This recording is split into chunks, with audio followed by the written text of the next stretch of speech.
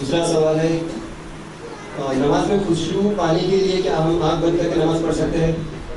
دیکھیے اللہ کے نبی صلی اللہ علیہ وسلم کی سنت حضرت عائشہ کی روایت سے معلوم ہوتی ہے صلی اللہ علیہ وسلم کی نگاہ نماز میں ہر حال میں سجدے کی جگہ پر ہوتی تھی سوائے تحیات کے جس میں آپ کی نگاہ اشارے پر ہوتی تھی.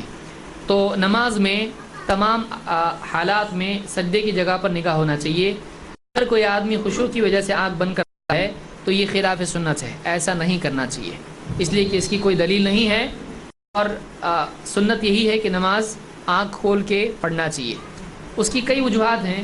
ایک تو یہ بھی ہے کہ اگر کوئی اس کی نماز کراس کرنا جا رہا ہے تو آنکھ اگر بند ہے تو وہ چیز دیکھ نہیں پائے گا کہ کون جا رہا ہے, اس کو روکنے کا حکم ہے. اگر کوئی نماز سے جانے لگے کراس کر کے تو اس کو روکو. تو یہ اسی صورت میں ممکن ہے جب آدمی کی آنکھیں کھلی ہوں, اور اسی طرح سے کئی اور چیزیں ہیں. تو ایک آدمی کو چاہیے کہ آنکھیں کھول کے نماز پڑھے اور سجدے کی جگہ پر نگاہ رکھے.